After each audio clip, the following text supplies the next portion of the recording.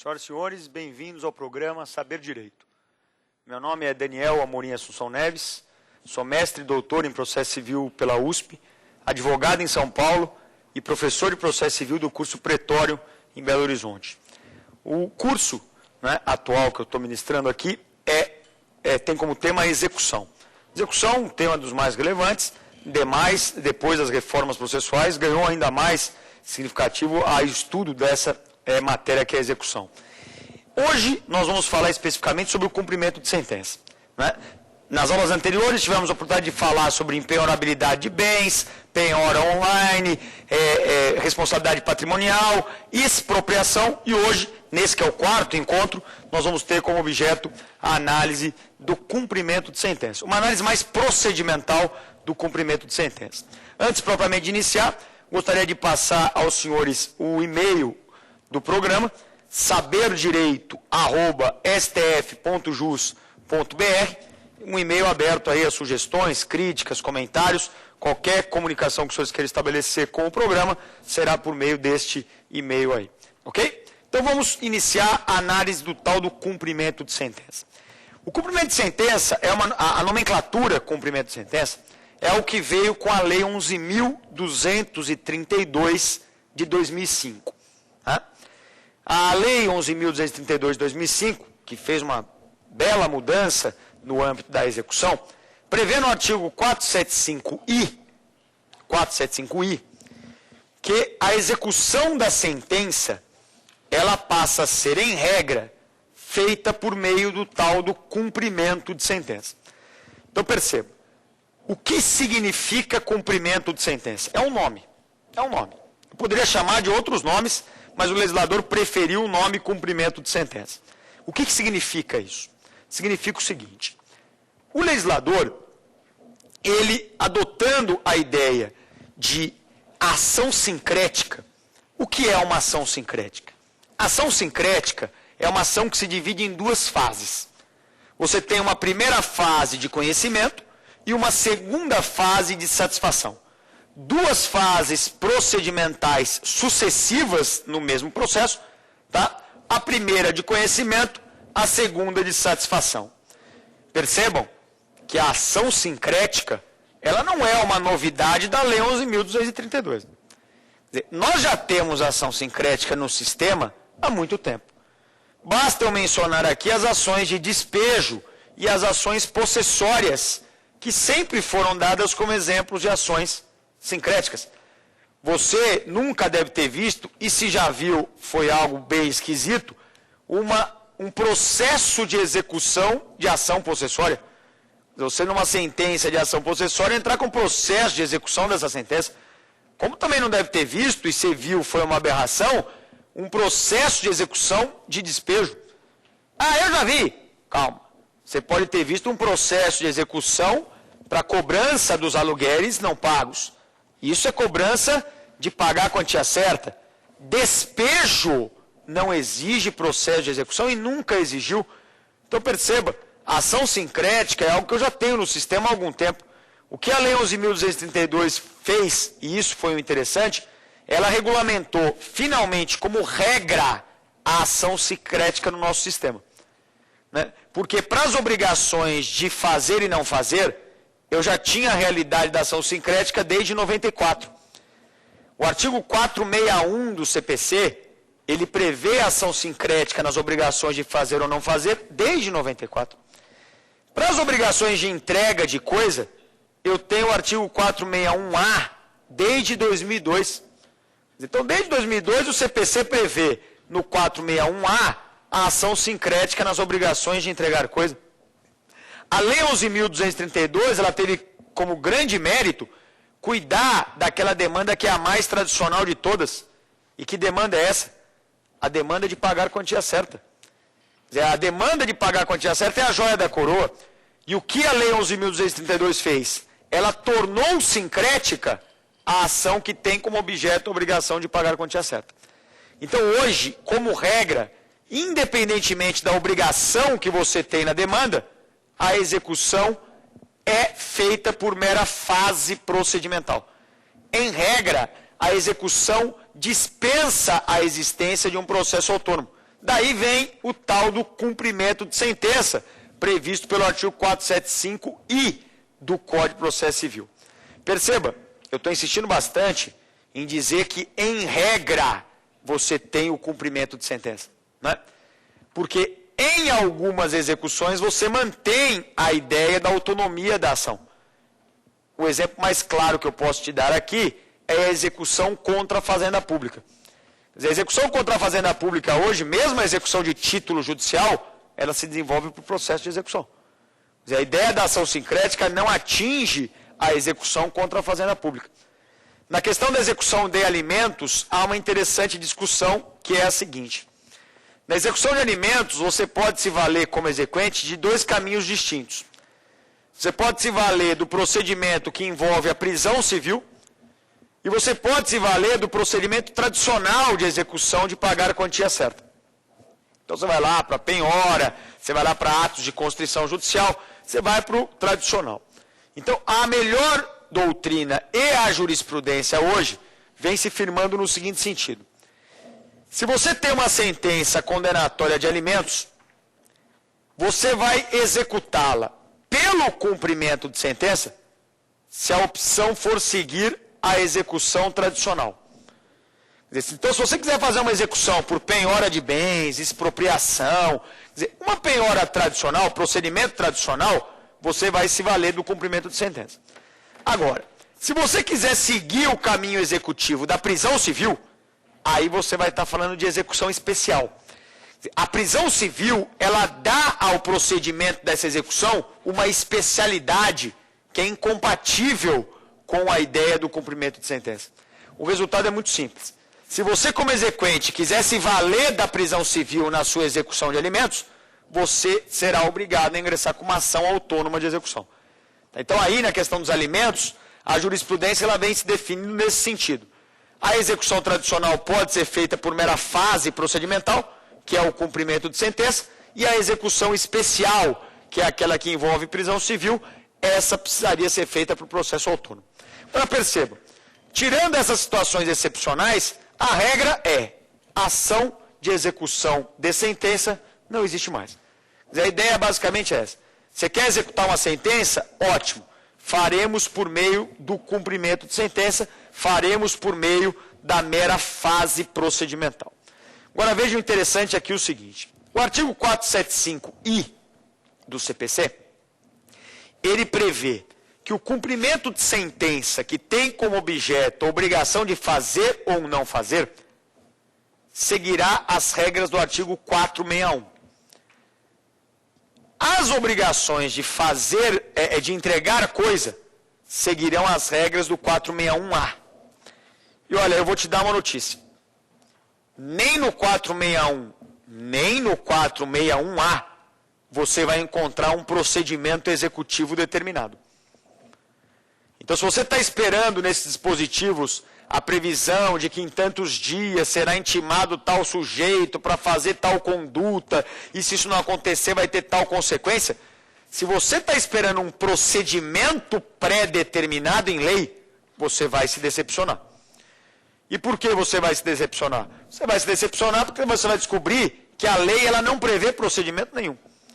Ela prevê medidas de execução indireta, ela prevê medidas de execução por subrogação, ela prevê somente os mecanismos que o juiz tem à sua disposição para fazer a execução se efetivar.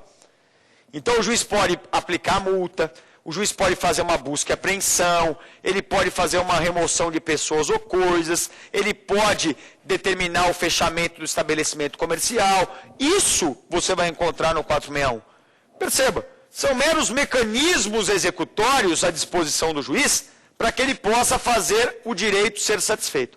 Agora, procedimento, tantos dias para fazer tal coisa, intimação de tal sujeito, isso não existe. Olha que interessante. Você sabe quem faz o procedimento num cumprimento de sentença de fazer, não fazer e entrega de coisa? O juiz no caso concreto. O juiz percebe as necessidades do caso concreto e determina o procedimento que ele entender mais adequado. Olha que coisa interessante, é aquilo que a doutrina hoje vem chamando de tutela diferenciada.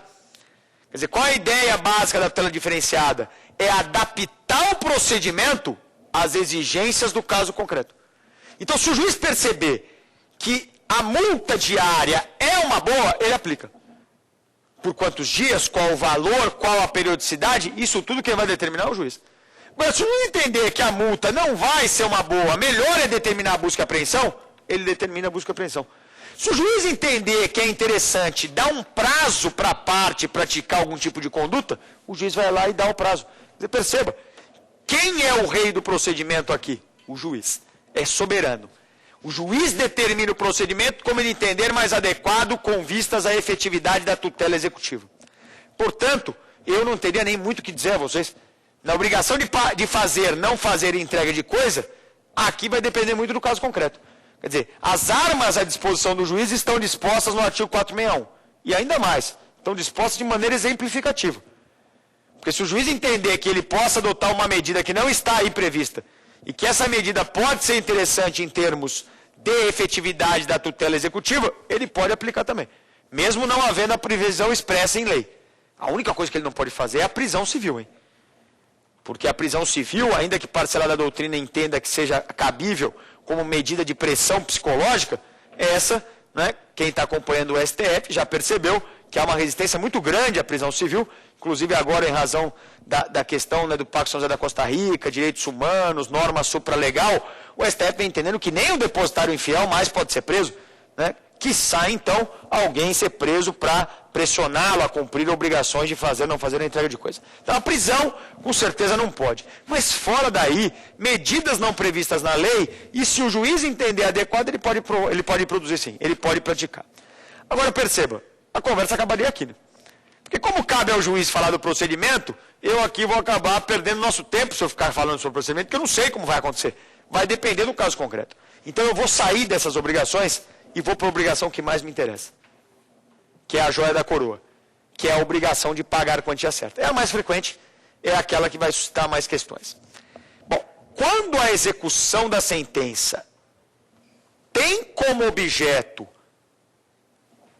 a obrigação de pagar quantia certa, o próprio artigo 475I do CPC determina que o procedimento se dará pelos artigos subsequentes. Então, o 475I basicamente diz o seguinte, olha, o procedimento do cumprimento de sentença na obrigação de pagar a quantia vai ser determinado pelos artigos subsequentes, 475J, L, M e tal.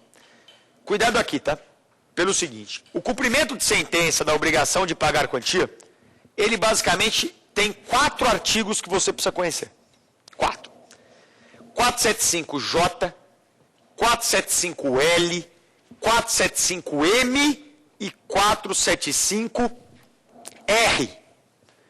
Poxa, são só 4, Daniel? Na verdade, são 4. Mas esse 475R do CPC, ele tem a missão de prever a aplicação subsidiária de todas as regras do processo de execução ao cumprimento de sentença. Então, significa o seguinte. Lembra na primeira aula que nós falamos de impenhorabilidade? A impenhorabilidade está prevista lá no processo de execução. Lembra que nós falamos da penhora online? Está previsto lá no processo de execução. Lembra que nós falamos da responsabilidade patrimonial? Está lá na execução. Lembra que nós falamos de expropriação dos bens? Está lá na execução. Mas tudo isso se aplica ao cumprimento de sentença. Porque na realidade, senhores, o legislador ele entendeu o seguinte. Aonde for diferente, eu vou ter que fazer a previsão.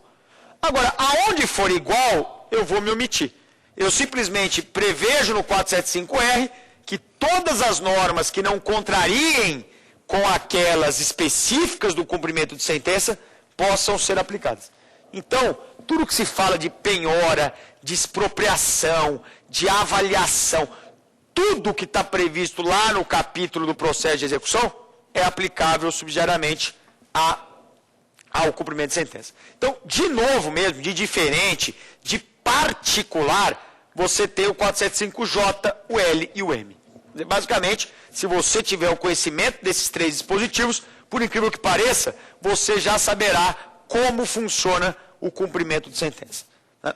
Bom, para começo de conversa, o 475J, ele tem previsto aquela que é o tema mais polêmico do cumprimento de sentença, que é a questão da multa. Então, basicamente, o que ele diz é o seguinte: aquele sujeito que não paga a sua condenação no prazo de 15 dias, então, o não pagamento da condenação no prazo de 15 dias acarreta a condenação do executado numa multa de 10% do valor do crédito. Então, a regra até é simples, né? Você tem 15 dias para pagar, e se você não realizar o pagamento desses 15 dias, você vai ser obrigado a pagar uma multa de 10% do valor do crédito. Em tese, parece que é tudo muito simples. Mas há aqui algumas questões que realmente geram muita complicação na prática, geram muita polêmica. Quer ver? O principal tema é a questão do termo inicial da contagem do prazo de 15 dias. Quer dizer, este prazo de 15 dias, ele passa a correr a partir de quando? Quer dizer, que eu tenho que pagar em 15 dias sob pena da multa de 10%, ótimo. Mas eu começo a contar de quando esse prazo? É interessante porque a doutrina que trabalhou sobre esse tema, ela vem apontando 4 diferentes teorias para tentar explicar o termo inicial. É verdade também que o STJ ele já vem se consolidando num determinado posicionamento, mas eu acho que ainda há esperança, porque na minha visão o STJ está equivocado, então eu vou passar para vocês todos os entendimentos e você entenda aí na sua casa qual é aquele que mais lhe agrada, porque, claro, o entendimento é sempre livre, né? Pouco importa se o STJ consolidou ou não o entendimento, você pode continuar entendendo como quiser. Pois bem, há uma corrente doutrinária que é liderada aí pelo Marinoni. O Marinoni, o professor Atos Guzmão Carneiro, eles são adeptos da seguinte teoria: o termo inicial é o momento em que a decisão se torna eficaz. Então perceba, a ideia é a eficácia da decisão. Se a decisão for eficaz, pouco importa que essa decisão tenha sido recorrida ou não. Se ela passa a gerar efeitos, você já pode contar o prazo de 15 dias e exigir o pagamento do executado. Olha que interessante. A decisão ela se torna eficaz quando ela é recorrida por recurso sem efeito suspensivo.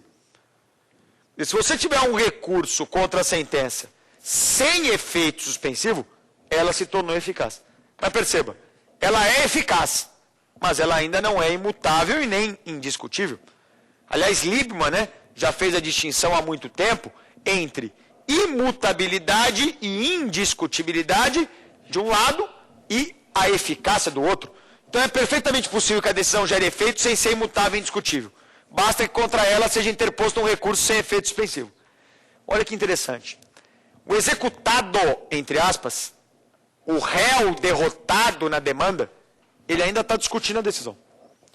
Mas para essa corrente, ainda que a decisão esteja pendente de solução final, porque há um recurso pendente de julgamento, se ela é eficaz, a multa já é devida.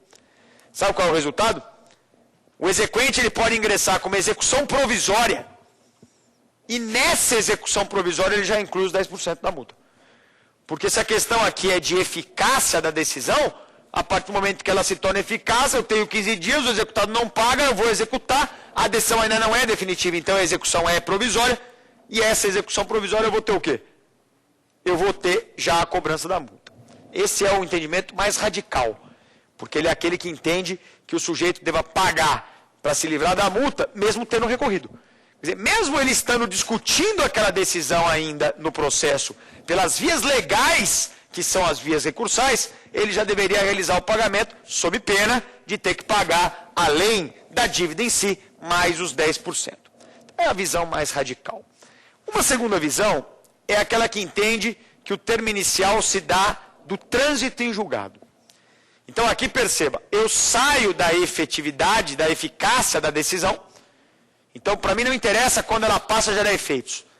Agora interessa o momento em que ela se torna imutável ou indiscutível. Então olha que interessante. O trânsito em julgado, ele gera imutabilidade e indiscutibilidade. Então para essa corrente doutrinária, a partir do momento em que você tiver o trânsito em julgado, você passa a contar o prazo de 15 dias, automaticamente. Perceba, automaticamente para significar que não haverá intimação, que não haverá provocação, que não haverá informação.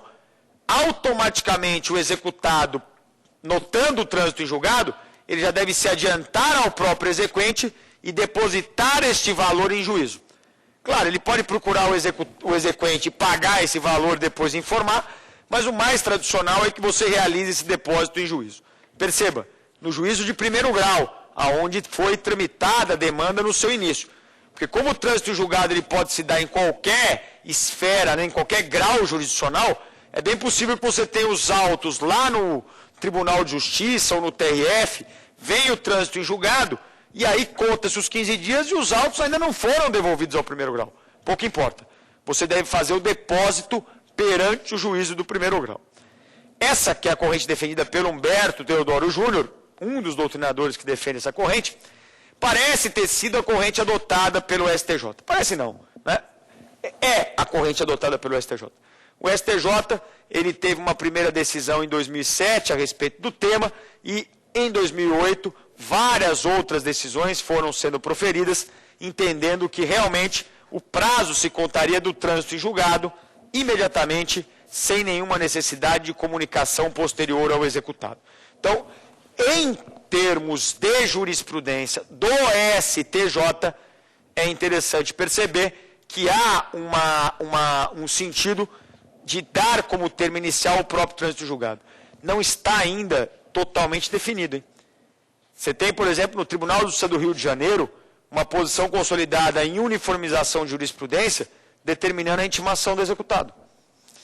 Quer dizer, só para você um exemplo, porque em todos os tribunais você tem decisões para todos os gostos, mas só para você visualizar que apesar do STJ buscar uma pacificação num determinado sentido, mesmo os tribunais inferiores não estão ainda consolidados no mesmo entendimento. Há muito ainda que se conversar a respeito desse tema. Tá? Então, de qualquer maneira, hoje o STJ, ele está se entendendo, né, vem entendendo, né, de hoje, quer dizer, de ontem e hoje, vem entendendo que o prazo seria determinado pelo trânsito em julgado. Agora, essa é a segunda corrente. A terceira corrente é aquela que exige a intimação. Né? Então, perceba, após o trânsito em julgado, então essa corrente nem cogita a possibilidade de cobrar a multa em execução provisória. Isso não existe. Então, eu preciso esperar o trânsito em julgado, e havendo o trânsito em julgado, aí sim, aí com o trânsito em julgado, eu intimo o executado. Intimo o executado e lhe dou prazo de 15 dias para o pagamento. O termo inicial, portanto, é o da intimação. Aqui é claro que você tem uma divisão nessa corrente doutrinária. Por quê? Porque você tem uma parcela da corrente doutrinária que exige que a intimação seja pessoal. É o entendimento, por exemplo, do Tribunal de Justiça do Rio de Janeiro. É o entendimento, por exemplo, do professor Arruda Alvim. É o entendimento do professor Alexandre Freitas Câmara. Né? Quer dizer, você tem entendimentos que vão exigir a intimação pessoal do executado. Qual é a justificativa? O dever de pagar é um dever do executado. Por que eu não posso intimar o advogado? Porque o advogado é intimado para a prática de atos postulatórios. O ato de pagar não é um ato postulatório. O ato de pagar é um ato privativo da parte. Então, a intimação deve ser pessoal nesse caso. E há uma outra corrente doutrinária que também entende que deve existir a intimação, mas que entende, e essa é a corrente que eu acredito que seja mais adequada, que entende que a intimação possa ser feita na pessoa do advogado. Né? Porque é claro que aqui eu vou correr um certo risco, mas de qualquer maneira é um risco calculado. Né? Nós temos que trabalhar também com a ideia de probabilidades no direito processual.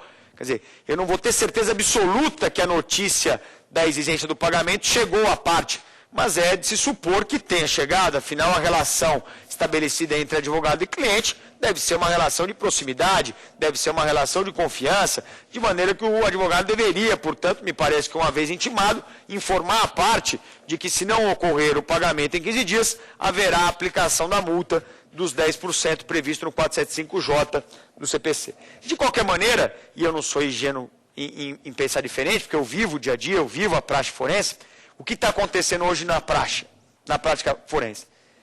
Tem advogado que renuncia assim que começa o cumprimento de sentença. Quer dizer, o que ele imagina? Se eu continuar aqui, eu vou facilitar o andamento do cumprimento de sentença. Por quê? Porque acabou o processo de conhecimento, meu cliente foi condenado.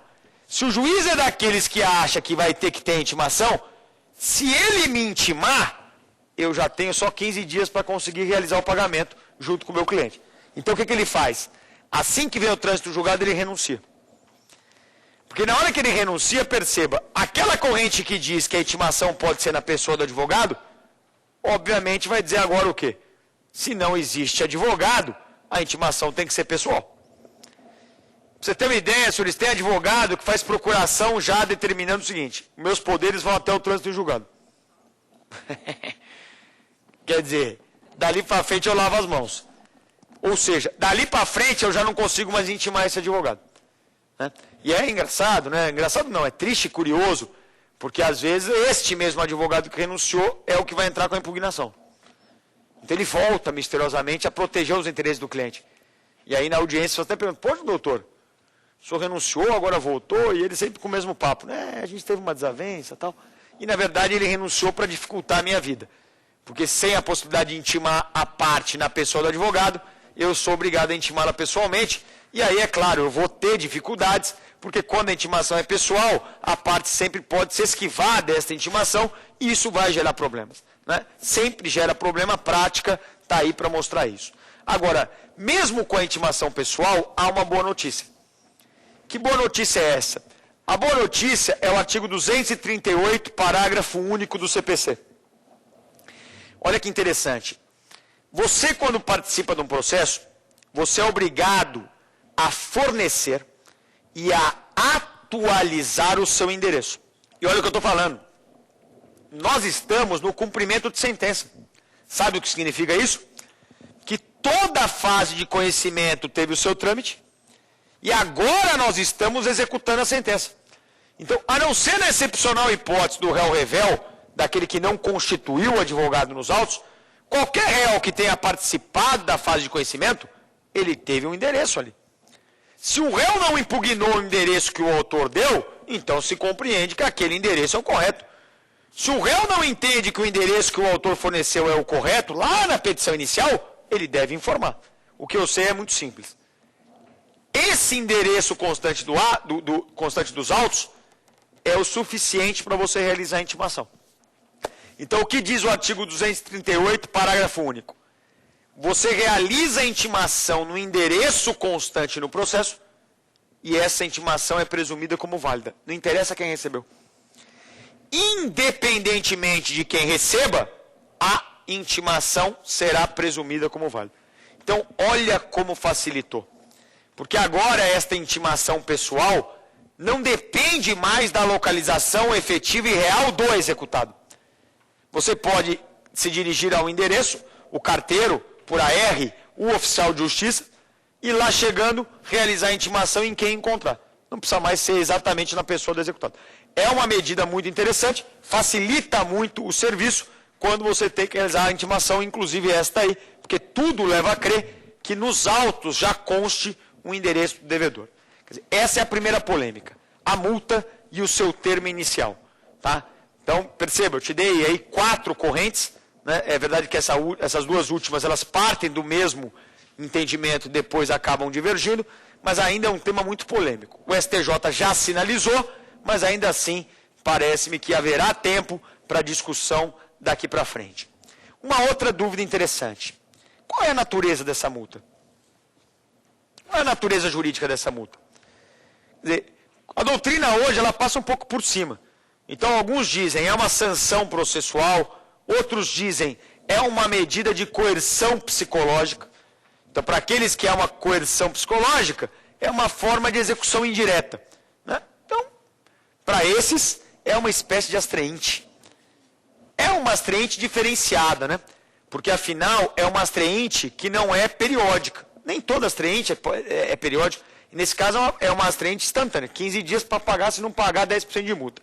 Mas, para essa corrente doutrinária, Teresa Rudolph-Wamber é uma das doutrinadoras que defende, seria uma medida de execução indireta. Agora, há uma outra corrente doutrinária, e eu posso citar aqui o professor Sérgio Shimura, que vai defender, e ao meu ver com acerto, de que isso não é uma medida de coerção psicológica. Isso é uma medida de sanção processual. Porque veja bem, como é que eu posso admitir que uma multa de valor prefixado seja pressão psicológica? Quer dizer, a ideia de pressão psicológica é você criar uma situação no caso concreto e levando em consideração a situação concreta que efetivamente incentive o sujeito a cumprir a obrigação. E aí eu te pergunto, como é que eu posso afirmar a priori que 10% do valor do crédito anima alguém a realizar o pagamento? Ora, para pessoas pode ser pouco, para outras pode ser muito, para outras pode ser na medida. Mas eu não posso te afirmar anteriormente ao caso concreto. Então nunca me pareceu muito lúcido imaginar que aí eu estivesse diante de uma pressão psicológica. Muito mais correto me parece imaginar que aqui eu esteja diante de uma sanção. O sujeito tem o dever processual de pagar. Se ele não pagar, ele é sancionado. E isso, senhores, olha só, sanção não vai levar em conta se o sujeito tem condições ou não de pagar. Porque perceba, se você realmente trabalha com a ideia da pressão psicológica, você não pode pressionar alguém a cumprir uma obrigação que é materialmente impossível de ser cumprida. Imagina que você tem a obrigação de me entregar essa agenda, só que a agenda perece, ela pega fogo. Eu posso te dar uma multa cada dia que você não me entregar a agenda? É óbvio que não. Como é que eu posso te pressionar a cumprir uma obrigação que não pode mais ser cumprida? Senhores, e se o executado não tiver dinheiro? Não tiver mesmo, não ser picareta, nada. O executado não tem dinheiro. Ele paga a multa ou não paga? Porque olha que interessante, se você entende que é uma pressão psicológica, como é que você pode querer aplicar a pressão para um sujeito que não tem como pagar? Se o sujeito não tem dinheiro, a obrigação de pagar a quantia certa se torna a ele impossível materialmente de ser cumprida. O sujeito que não tem dinheiro, não tem patrimônio, como é que ele vai pagar a dívida de quantia certa? Então como é que eu vou pressionar alguém a cumprir uma obrigação que ele não pode cumprir? Agora, se eu entender que é uma sanção processual, aí acabou o problema. Porque a sanção processual ela vai ter como base de raciocínio o dever descumprido. Uma vez descumprido o dever, eu vou aplicar a multa. E não interessa se o sujeito tem condição ou não de pagar. É claro, né, que se ele não consegue pagar nem o principal, imagina se ele vai pagar a multa. Mas ele continua devedor, tanto do principal quanto da multa. Na praxe, senhores, a discussão nem se coloca, tá? Eu nunca tive conhecimento de decisões que digam, não, se ele não tem como pagar, então eu não aplico a multa. Quer dizer, na verdade, os juízes hoje nem discutem se o executado tem como pagar ou não. Isso é irrelevante. Eles aplicam os 15 dias, não houve o pagamento, eles aplicam a multa e acabou. Agora, uma observação aqui relevante. Pagar é pagar, hein? Tem muita gente hoje aí oferecendo o dinheiro em penhora, imaginando que com isso se livre da multa. Senhores, pagar é uma coisa, garantir o juízo é outra. Eu até admito que você garanta o juízo com dinheiro ou com qualquer outro bem. Isso aí não está fora de cogitação. Mas perceba o seguinte, na hipótese de você somente garantir o juízo, você não está pagando coisa nenhuma. Garantir o juízo é medida de constrição judicial. Pagamento é medida de satisfação do direito do credor. O resultado, portanto, qual é? Se você paga, você se livra da multa. Se você oferece bem em penhora, ainda que dinheiro, você vai sofrer a multa. Você vai sofrer a multa. Então aqui, o convite é para pagar. É para satisfazer o direito de crédito do exequente. Se isso não acontecer, a multa será aplicada. Tá? Algumas considerações. O artigo 475J, vamos superar essa questão da multa, tá? Porque essa é a questão realmente mais polêmica, mas vamos superá-la. Então a ideia aqui é a seguinte, o artigo 475J, caput, ele exige do requerente a provocação inicial. Então aqui na realidade o legislador ele poderia ter optado pelo impulso oficial. Quer dizer, não sei se haveria grandes problemas aqui na aplicação do impulso oficial. Mas a verdade é que ele não fez tal opção. Tá? O processo é o mesmo, você não está começando com o cumprimento de sentença um novo processo, é a tal da ação sincrética, mas o legislador ele exigiu o requerimento inicial. É uma petição inicial? Não é uma petição inicial. Porque perceba, se eu não estou começando um processo novo, eu não tenho por que ingressar com petição inicial.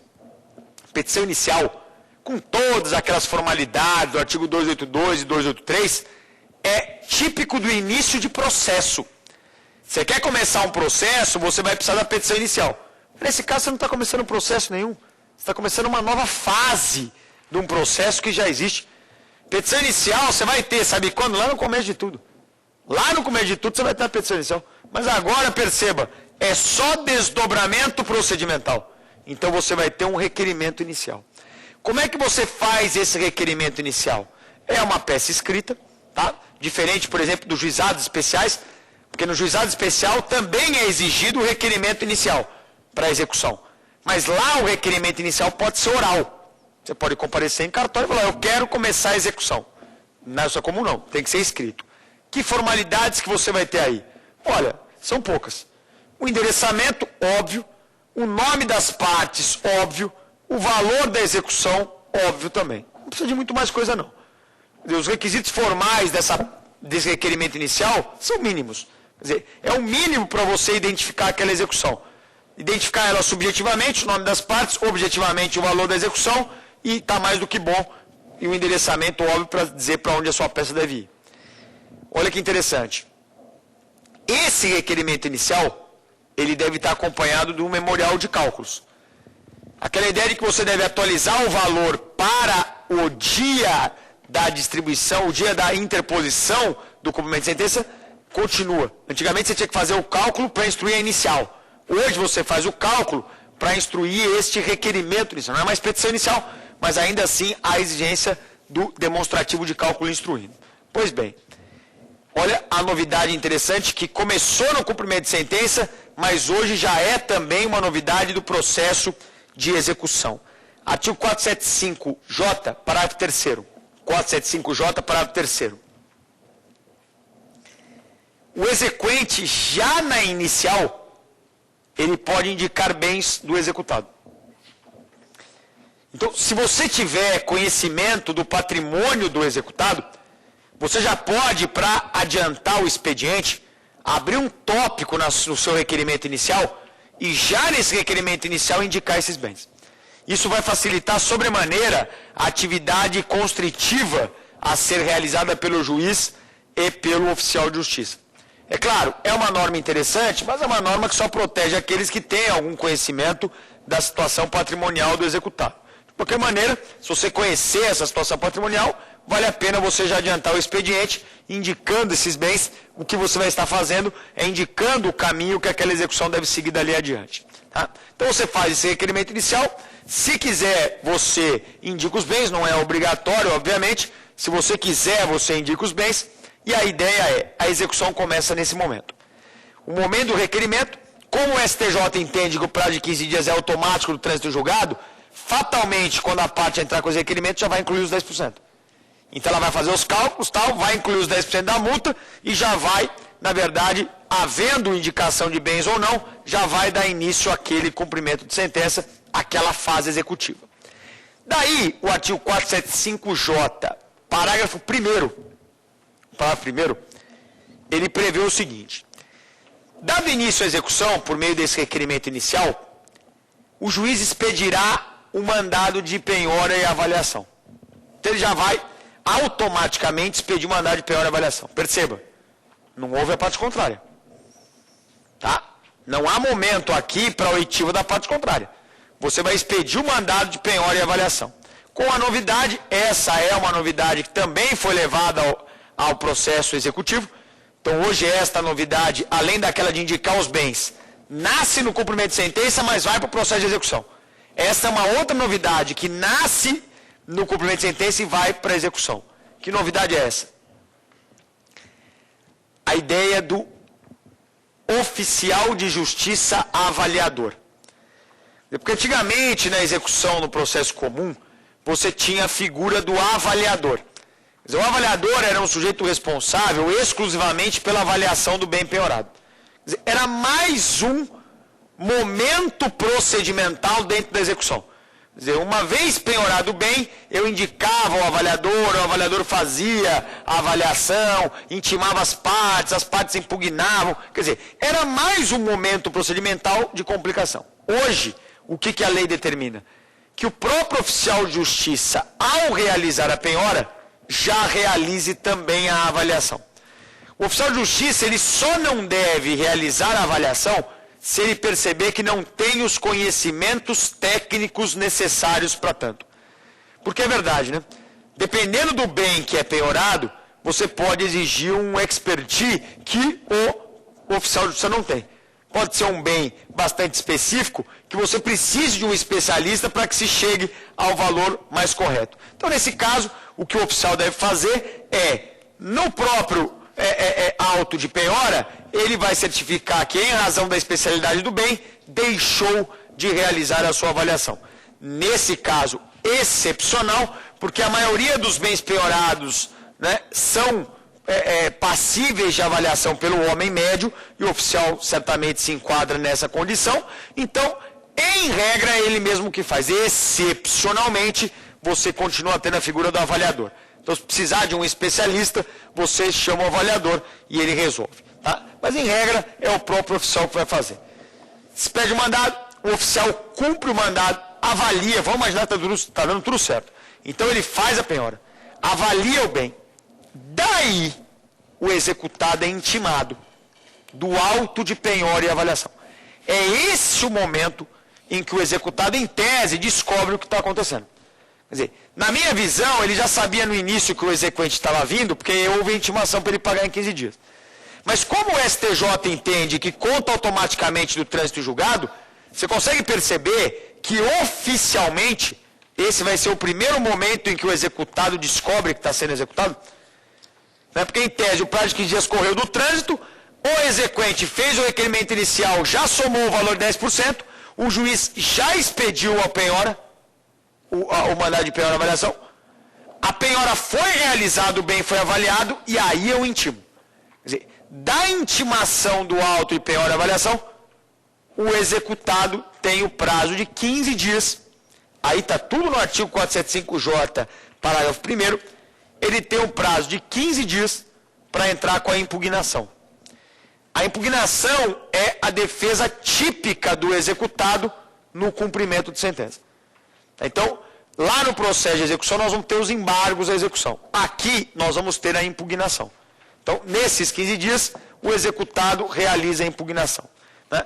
Essa impugnação, ela tem, segundo a doutrina majoritária, natureza de defesa incidental. Então, ela não tem natureza de ação, como ocorre com os embargos à execução. Então, tem uma natureza de defesa, uma natureza de incidente defensivo, na qual o executado, perceba que interessante, terá uma limitação nas matérias arguíveis. Quer dizer, o executado, ele não pode, em sede de impugnação de sentença, alegar todas as matérias que ele entender cabíveis. O artigo 475L do Código de Processo Civil determina especificamente as matérias que ele pode alegar.